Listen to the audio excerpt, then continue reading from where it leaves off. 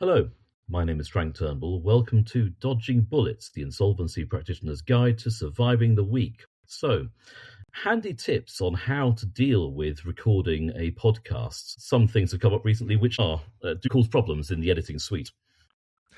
I would start with get yourself a decent microphone. Your computer microphone is okay, but I've got quite a decent bit of kit here, and it cost me 60 quid from Amazon. And having a proper bit of kit with a bit of a mouth guard and things like that makes you focus a bit on the words you're saying. So to sound better, get a bit of kit so it's your special microphone for special occasions. Keep your hands away from the desk or fiddling with anything.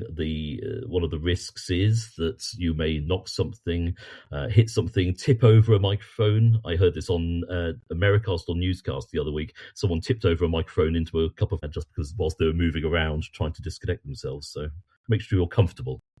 Yes, human beings are vulgar creatures with lots of tics and habits and scratches and things like that. So do try and concentrate.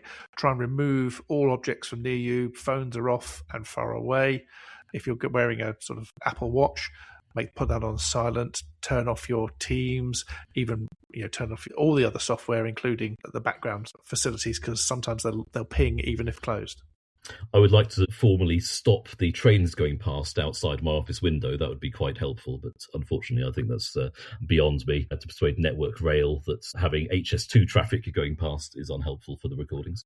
Well, that's a behind-the-scenes trick, because, of course, the software will make up any gaps, and also in our recordings we often just pause, wait for that, and then we repeat what we say, and then Louisa and Gemma behind the scenes, our producers, clear that up in the editing. So you can avoid that.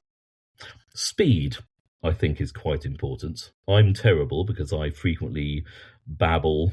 I'd like to blame the children. I think I'm just picking up their behaviours.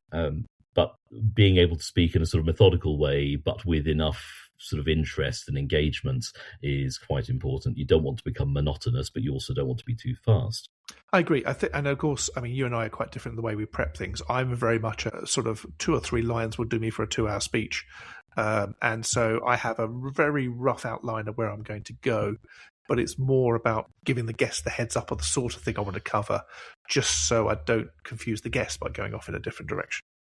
Children and pets, try and keep them away. I think Gemma said pre-recording that's her life goal, really, is so you just avoid all those sort of distractions anyway. But yes, when you're doing a recording test, try and do it in the same place that you're actually going to do the recording. You'd be surprising how many people don't. And be aware of your surroundings. Yes, dogs, cats are generally okay, but they can climb over keyboards, as we've experienced. Kids slamming doors, builders. I've had building work going on, so I've had to move to the other end of the house for one recording. But just be aware of your surroundings. Just sit and listen to what's going on. Your team software and things like that are great noise suppressors. But this sort of software, podcasting, picks up far more. And part of that is also the room. So I alternate between recording at my desk at home, either on the road or alternatively in the office at home. The office at home is very echoey. So albeit it's a great place to be focused, it's a terrible place for audio.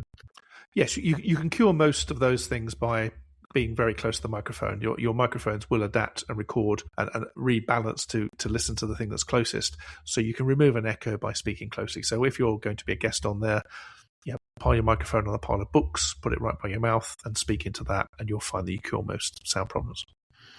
And everything can be dealt with in the edit. So if there are misstatements, missteps, words said that shouldn't have been said, if you're accidentally slandering people, then all of that can be edited out, providing enough pauses are left to make the editing straightforward.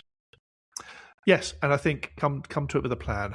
Generally, I would say, have some background information. You want to talk about yourself and how you came to be where you are. That's fine. Have a campaigning issue. Have a thing that you would change, and have some technical points. Have some interesting stuff around that. And that's really a podcast. Everyone really in the profession should have those sort of things to hand. You talk about it regularly. And there's a few stories people have suggested that I would not broadcast. We assume that people are listening to this on the trains or in their cars with their kids in the background, so no swearing and no racy stories.